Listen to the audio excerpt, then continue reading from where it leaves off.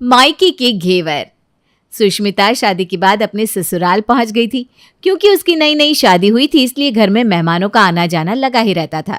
कभी मौसी सास तो कभी मामी सास, कभी सासू माँ के मायके वाले तो कभी अड़ोस पड़ोस वाले। कोई ना कोई घर में नई दुल्हन की मुंह दिखाई के लिए आता जाता रहता।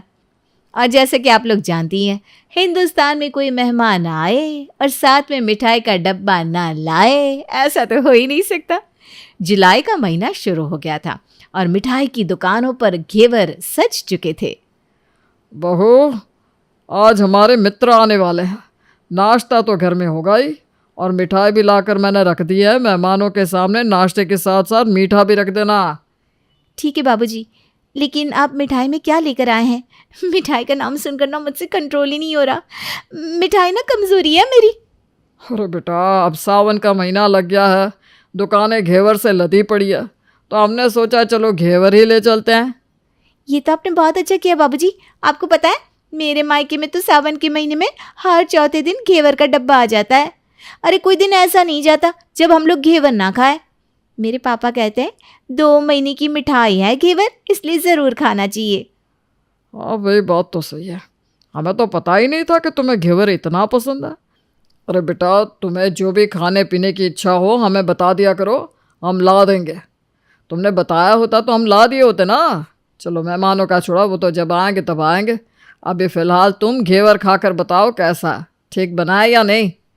ससुर जी की बात सुनकर सुष्मिता जल्दी जल्दी घेवर का डब्बा खोलती है और एक टुकड़ा उठाकर अपने मुंह में डाल लेती है। बुरा मत मानिएगा पापा जी, वैसे तो ठीक ही है, लेकिन इसमें ना वो स्वाद नहीं है जो मेरे पापा लेकर आते थे। मतलब इसमें आपकी कोई गलती नहीं है। मेरे मायके में ना सचमुच बहुत ही स्वादिष्ट घेवर मिलता है। मुझे ऐसा लगता है कि आप लोगों ने तो कभी ढंग का घेवर खाया ही नहीं होगा। हाँ बेटा, हमारे यहाँ तो ऐसा ही मिलता है। हम तो यही खाते आ रहे हैं हमेशा से। मतलब हमें समझ में नहीं आया इस घेवर में खराबी क्या है। अरे बाबूजी, जब तक अच्छी चीज़ खाओ नहीं ना, तब तक डिफरेंस समझ में नहीं आता। आप एक बार खा कर देखिए, फिर आपको खुद समझ में आएगा कि आखिर मैं अपने मायके के घेवर की इतनी तारीफ क्यों करी हूँ। अरे इतना ही बढ़िया घेवर मिलता है तेरे मायके में, तो मंगवा क्यों नहीं लेती 2-4 किलो? बोल दे अपने भाई से कि 2-4 किलो घेवर लेकर दे जाएगा। हम भी खाकर देख ले कि आखिर ऐसी भी क्या खास बात है तेरे मायके के घेवर में जो तुझे यहाँ का घेवर फूटी आँख नहीं सुहा रहा। हाँ मम्मी जी, आप एकदम ठीक कह रही हैं। मैं अपने भैया को फ़ोन कर देती हूँ, वो हमारे यहाँ का स्पेशल घेवर लेकर दे जाएंगे। आप लोग एक बार खाएंगे ना तो उंगली ही चाटते रह जाएंगी। सुष्मिता अपने भाई से फ़ोन पर कहती है, अरे भैया आपको पता है मेरी शादी क्या हो गई? मैं तो अपने ससुराल में आकर घेवर खाने को तरस गई हूँ। घेवर कौन सी 2-4 लाख में मिलने वाली चीज़ है जिसे खाने के लिए तू तरस गई? अरे बोल देना जीजाजी को ले आएंगे मार्केट से। कौन सा बहुत महंगा आता है घेवर? अब इतने गरीब भी नहीं है तेरे ससुराल वाले कि हमारी बहन को घेवर लाकर ना खिला सके। अरे भैया, आप मेरी बात का मतलब नहीं समझे। मैं यहाँ पर आकर घेवर खाने के लिए इसलिए तरस गई हूँ क्योंकि यहाँ पर ढंग का घेवर मिलता ही नहीं है। वैसे तो रानी को पापा जी 2 बार ला चुके हैं, लेकिन यहाँ के घेवर में ना टेस्ट ही नहीं है। वो जो आप लाते थे ना, वो जालीदार घेवर और उसके ऊपर मावे की परत, काजू और बादाम ऊपर चिपके रहते थे। ओए होए होए, मेरा तो बोलते हुए मुंह में पानी आ गया। इतना रसीला घेवर होता था ना मायके का कि क्या बताऊं। पापा जी तो कल ही घेवर लेकर आए थे। मैंने बोल दिया आप लोगों के घेवर में तो स्वाद ही नहीं है। घेवर खाना हो तो मेरे मायके का खाकर देखो। बस फिर मम्मी जी कहने लगी, हमें भी दिखा दो भाई अपने मायके का घेवर, हम भी तो देखिए ऐसी क्या खास बात है जो तुम इतनी दीवानी हुई जा रही हो। देख बहना, अब तेरी शादी हो गई है, ससुराल में मिलने वाली चीज़ों को खाने की आदत डाल ले। और ऐसे ही बात बात में मायके मायके करके कंपैरिजन करेगी ना तो ससुराल वालों को अच्छा नहीं लगेगा। अब तू ही बता कि ये कोई अच्छी बात है कि तू वहाँ की मिठाइयों का भी यहाँ से कंपैरिजन कर रही है? कहीं तेरी सासू माँ इस बात पर गुस्सा तो नहीं हो गई? अरे नहीं भैया, आप गलत समझ रहे हो। मेरे सास ससुर ना वैसे बिल्कुल भी नहीं है। हमारे परिवार जैसा ही माहौल है मेरे ससुराल का। बस वो तो सच में हमारे मायके वाला घेवर चखना चाहते हैं, इसलिए कहा कि अपने भैया से कहकर 2-4 किलो घेवर मंगवा लो। अच्छा चल ठीक है, मैं दे जाऊँगा। फ़ोन रखने के बाद भैया भाभी से कहता है, ये लो, इस लड़की के अंदर ज़रा सा भी दिमाग नहीं है। अरे पैसे पेड़ पर लगते हैं क्या? उसकी सास ने भी आधा 1 किलो नहीं, सीधा 4 किलो घेवर मंगवा लिया। अब मैं 4 किलो घेवर खरीद कर उसके घर देकर आऊँ कि सुष्मिता अब ना जरा सा भी दिमाग नहीं लगाती और फंसा देती है हमें। बहन की ससुराल से आई हुई डिमांड को मना करने का तो कोई मतलब था ही नहीं, इसलिए सुष्मिता का भाई मोहित अगले ही दिन 4 किलो घेवर खरीदकर बहन के ससुराल दे आता है। 2 दिन के बाद सुष्मिता की बुआ सास बहू से मिलने के लिए उसके ससुराल पहुंच जाती है। अरे भाभी, शादी में तो इतनी भीड़ भाड़ थी कि हम तो जल्दी जल्दी में ऐसे ही निकल गए। हमने सोचा भाई बहू की मुँह दिखाई तो करनी है, फिर आ जाएंगे, हमारे भैया का घर है, उसमें ऐसी कौन सी बात है। अरे बिल्कुल ठीक कहा दीदी आपने। उस समय भीड़ भाड़ में कौन आया कौन गया, किसने क्या दिया, कुछ होश ही नहीं था हमको। तो आपने बिल्कुल ठीक किया। अब आप फुर्सत से आइए ना, आराम से बैठकर बातें करेंगे। बहू से भी मिल लीजिए आप। मैं तो कह रही हूँ आई है तो 1-2 दिन रुक कर ही जाना। हाँ भाभी, क्यों नहीं। अच्छा सुष्मिता बहू, ये लो बेटा मिठाई है, डिब्बा खोल के निकालो प्लेट में और सबका मुंह मीठा करा दो। अरे बुआ जी, आप भी घेवर ही लेकर आई हैं क्या? हाँ भाई, लिया तो घेवर ही है। क्या बात है, तुमको पसंद नहीं है क्या? नहीं नहीं बुआ जी, हमारा तो फेवरेट है घेवर। लेकिन आपको एक बात बताए, यहाँ का घेवर ना हमको पसंद नहीं आता। घेवर तो मेरे मायके में मिलता है, क्या टेस्ट है। अब मम्मी जी से पूछ लो, यहाँ के घेवर में और वहाँ के घेवर में कितना अंतर है। अच्छा, सच में? भाई हमें तो पता ही नहीं था कि तुम्हारे मायके में इतना स्पेशल घेवर भी मिला करता है, वरना हम मंगा लेते 1-2 किलो। अरे जी क्यों चिंता करती हैं, बहू अभी अपने भाई को फ़ोन कर देगी। अभी तो आप 1-2 दिन और है ना, वो कल सुबह में दे जाएगा, आप चिंता मत करो। हाँ हाँ क्यों नहीं, मैं अभी भैया को फ़ोन कर देती हूँ। सुष्मिता एक बार फिर से फ़ोन करके अपने भाई को 1 किलो घेवर पहुंचाने के लिए कह देती है। इसी तरह से लगभग हर दूसरे दिन कोई ना कोई मेहमान आता और फिर उसके सामने सुष्मिता अपने मायके के घेवर की बड़ा चढ़ा कर तारीफ करती, जिससे चिढ़कर सुष्मिता की सास उसे मायके से घेवर मंगवाने के लिए कह देती। रोज रोज कभी 1 किलो कभी 2 किलो घेवर बहन के ससुराल पहुंचाते पहुंचाते अब उसका भाई मोहित बिल्कुल परेशान हो चुका था। अरे ये लड़की एकदम दिमाग से पैदल है क्या? इसको समझ में नहीं आता, रोज रोज घेवर खरीद खरीद कर लाने में मेरे पैसे खर्च हो रहे हैं। अरे चलो ठीक है, इसके ससुराल वालों को खाने की इच्छा थी तो मैंने ले जाकर पहुंचा दिया, अब उनके पूरे खानदान की जिम्मेदारी उठाऊंगा क्या मैं? रोज रोज बेशर्मों की तरह फोन कर देती है, घेवर लाकर खिला दो। अरे कॉमन सेंस नाम की चीज नहीं है इन लोगों के अंदर। मेरी क्या घेवर की दुकान है यहाँ पर कि मैं रोज रोज घेवर खिलाता रहूंगा? अब पानी सर से ऊपर बह रहा है, कुछ ना कुछ तो करना ही पड़ेगा, वरना ये लोग ऐसे सुधरने वाले नहीं है। हालांकि मोहित को रोज रोज बहन के ससुराल ऐसे घेवर सप्लाई करना अच्छा नहीं लग रहा था, लेकिन फिर भी रिश्तेदारी में बंधे होने के कारण वो बेचारा बेमन से ही सही लेकिन घेवर के डब्बे सप्लाई करने में लगा हुआ था। एक दिन, अरे सुष्मिता भाभी, आप तो कह रही हो कि आपने ये मिठाई अपने मायके से मंगवाई है, लेकिन इस डब्बे पर तो टीटू हलवाई का नाम लिखा है और एड्रेस वाली जगह किसी ने मार्कर से गायब कर रखी है। मैं तो अच्छे से जानता हूँ, टीटू हलवाई तो मेरे दोस्त की दुकान है ये कोई आपके मायके की दुकान नहीं है, ये तो यहीं सर्वोदय नगर में है। कहाँ आपका मायका, कहाँ सर्वोदय नगर, ये क्या चक्कर चल रहा है? जीजा जी मैंने तो कभी ध्यान ही नहीं दिया कि मिठाई के डब्बे पर कौन से हलवाई का नाम लिखा है। वो तो आज आपने कहा तो मैं भी गौर कर रही हूँ। आप अभी ठहरिए, मैं भैया को फ़ोन लगाकर पूछती हूँ उन्होंने ये मिठाई कहाँ से खरीदी है।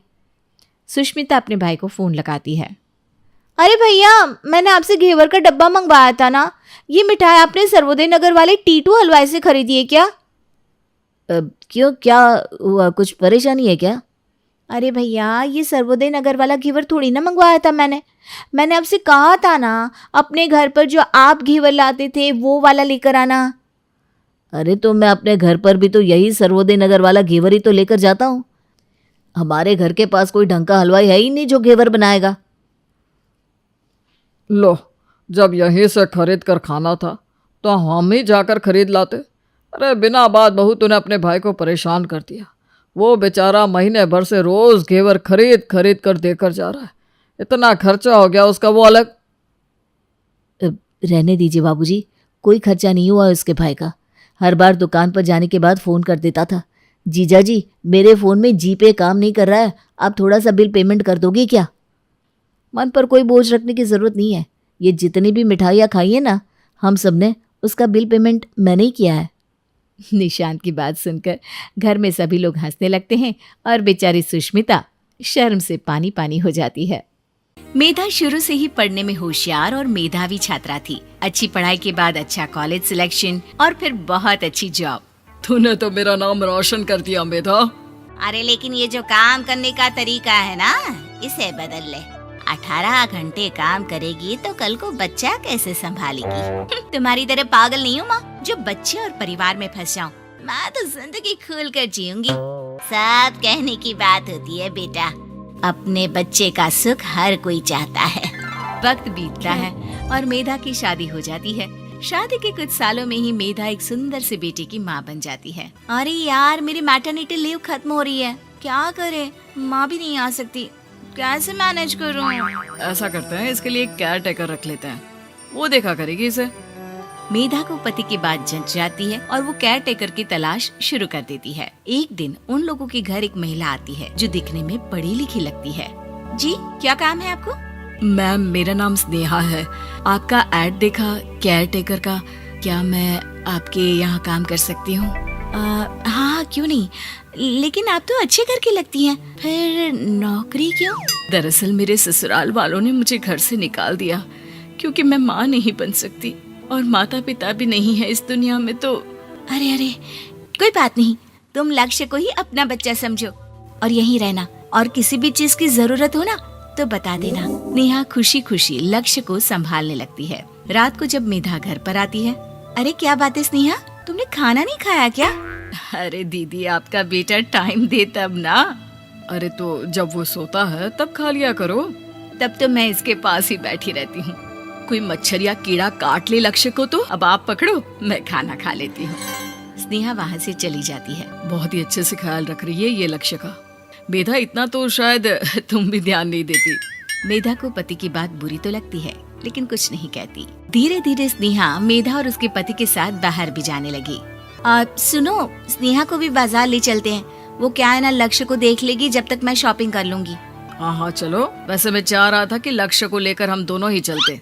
क्या यार, तुम तो फ्री में इमोशनल हो जाते हो, कितना देख लेंगे हम दोनों मिलकर, ले चलो उसे। कार से निकलकर मेधा और लक्ष्य रोड क्रॉस कर रहे थे कि सामने से कार आ जाती है। मेधा का ध्यान नहीं होता लेकिन स्नेहा तुरंत लक्ष्य को मेधा से छीन लेती है। मेधा गिर जाती है और कार मेधा को छूकर निकलती है, जिससे मेधा को खून आ जाता है। पति मेधा को हाथ देकर उठाता है। स्नेहा लक्ष्य को लेकर गले लगाई रहती है। थैंक्स स्नेहा, मैंने तो ध्यान ही नहीं दिया था कि कार आ रही है। स्नेहा का गुस्सा मालकिन पर टूट पड़ता है। अरे कैसी माँ है आप, अगर आज कुछ लक्ष्य को हो जाता तो मैं आपको कभी माफ नहीं करती। छोटा सा बच्चा है, उसे चोट लगती है तो पता है कितनी तकलीफ होती है। पति भी स्नेहा को देखने लगता है कि उसे क्या हो गया। मेधा को स्नेहा पर काफी गुस्सा आ जाता है। घर आकर कहती है, देखो स्नेहा, माना तुम लक्ष्य को बहुत प्यार करती हो, लेकिन वो मेरा बेटा है, मैं कभी जानबूझकर उसके साथ बुरा नहीं कर सकती, समझी? मुझे माफ कर दीजिए, मैं लक्ष्य को लेकर कुछ ज्यादा ही सेंसिटिव हो चुकी हूँ। मैं ध्यान रखूंगी कि आगे से ऐसा ना हो। मेधा का मन स्नेहा से अब हटने लगा था। एक शाम मेधा ऑफिस से घर आती है कि लक्ष्य उसे दिखाई नहीं देता और ना ही स्नेहा। वो स्नेहा के कमरे में जाती है जहाँ दोनों सो रहे होते हैं। अरे स्नेहा, लक्ष्य को आज इस कमरे में क्यों सुला दिया? दीदी, मुझे नींद आ रही थी, ऐसे में उसे कमरे में अकेले लिटाना मुझे ठीक नहीं लगा। मेधा बच्चा उठाने लगती है कि स्नेहा टोक देती है। रहने दीजिए ना दीदी, सो रहा है, फालतू में नींद खराब हो जाएगी। मेधा को गुस्सा आ जाता है और वो बच्चा उठाकर वहाँ से चली जाती है। अगले दिन मेधा स्नेहा को बुलाती है, साथ में एक और लड़की खड़ी होती है। स्नेहा, अब तुम अपना कुछ और देख लो, हम लोगों को नई केयर टेकर मिल गई है, तुम इस हफ्ते घर छोड़ देना। स्नेहा का मन लक्ष्य को छोड़ने का नहीं करता, लेकिन नौकरी तो नौकरी होती है ना। स्नेहा घर से चली जाती है। धीरे धीरे महीने और साल बीतते जाते हैं और लक्ष्य एक नौजवान लड़का हो जाता है। लक्ष्य, आज मुझे मंदिर जाना है, ले चलोगे? ठीक है माँ, एक काम करके अभी वापस आता हूँ, तब तक आप और पापा दोनों तैयार हो जाइए। दोनों तैयार होकर बैठ जाते हैं लेकिन लक्ष्य काफी देर तक नहीं आता। अरे मेधा, फोन तो करो लक्ष्य को, देखो क्या हो गया उसे। मेधा फोन करती है तो पता चलता है कि लक्ष्य का एक्सीडेंट हो गया है और वो सिटी अस्पताल में है। जल्दी चलिए, पता नहीं कैसा होगा मेरा बेटा। अरे चिंता ना करो, सब ठीक होगा, मैं अभी कार निकालता हूँ। दोनों मियाँ बीवी अस्पताल पहुँचते हैं जहाँ वो लोग देखते हैं कि लक्ष्य बिस्तर पर पड़ा होता है। एक महिला इन्हें यहाँ लेकर आई है, वो वहाँ बैठी है, लेकिन फिलहाल तो आप लोगों को इनके लिए किडनी का प्रबंध करना होगा। एक्सीडेंट में इसकी किडनी डैमेज हो गई है। मेरी ले लीजिए डॉक्टर साहब, मेरे बेटे को बचा लीजिए। नहीं नहीं, आप माँ हैं, आपकी नहीं ले सकते, पिता की भी नहीं। आप किसी रिलेटिव या दोस्त से पता कर लें। और हाँ, थोड़ा जल्दी करें क्योंकि देर होने से मामला बिगड़ सकता है। मेधा बैठकर रोने लगती है कि वहाँ डॉक्टर आ जाते हैं। जिस औरत ने आपके बेटे को यहाँ भर्ती कराया था वो अपनी किडनी आपके बेटे को देना चाहती है। हाँ? कौन है वो? कहाँ है वो? तभी वहाँ स्नेहा आ जाती है। स्नेहा तुम? मैं लक्ष्य को पहचान नहीं पाई थी, लेकिन आप लोगों को देखकर समझ गई कि ये लक्ष्य है, इसलिए वापस आ गई। मैं अपनी किडनी आपके बेटे को देना चाहती हूँ। मेरी अपनी तो कोई औलाद नहीं, लेकिन लक्ष्य में मैंने हमेशा अपना बच्चा देखा। तुम धन्य हो स्नेहा, जो इतने साल में भी लक्ष्य को भूल नहीं पाई। सही मामले में तो वो तुम्हारा ही बच्चा होगा, क्योंकि जन्म भले ही मैंने दिया हो, लेकिन आज तुम उसकी जिंदगी बचा रही हो।